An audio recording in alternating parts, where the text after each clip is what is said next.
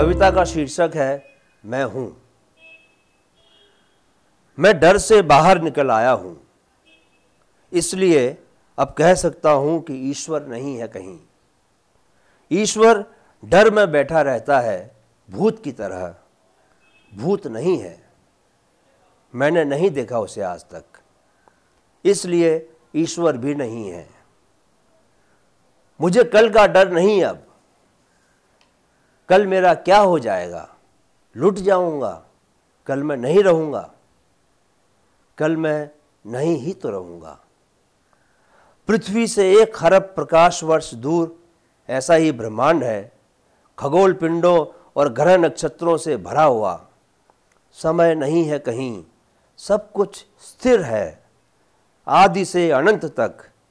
आदि और अनंत भी नहीं है, जैसे मोक्ष नहीं है, सिर्फ धर्म है झूठ मूठ के टाइम पास के साधन।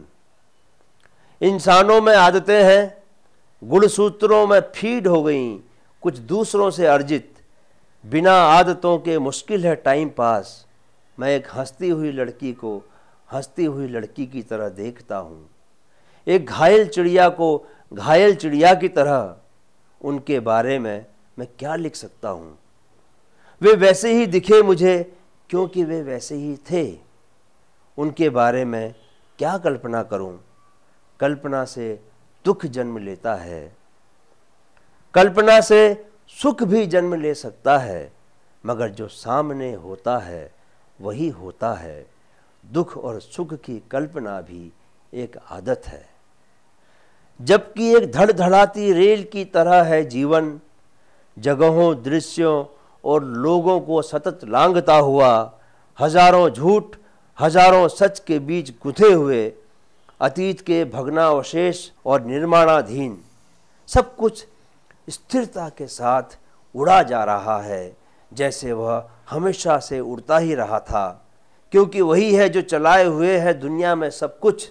इच्छाएं, वासनाएं, योजनाएं, साजिशें, हत्याएं, दया, परोपकार, युद्ध और प्यार।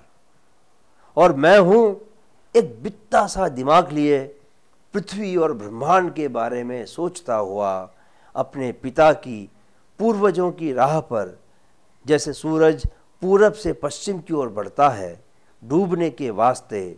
ईश्वर नहीं है कहीं, सिर्फ मैं हूं, अपने नहीं होने की ओर बढ़ रहा हूं।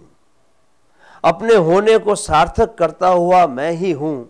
ईश्वर नहीं कहीं, मेरे पास आओ और दिखाओ अपने दिल के छाले। सुनाओ मुझे क्या क्या गुजरी तुम पर, मैं बढ़ाऊंगा तुम्हारी ओर हाथ। मेरी आंखों में उतर आएगी गहरी सहानुभूति।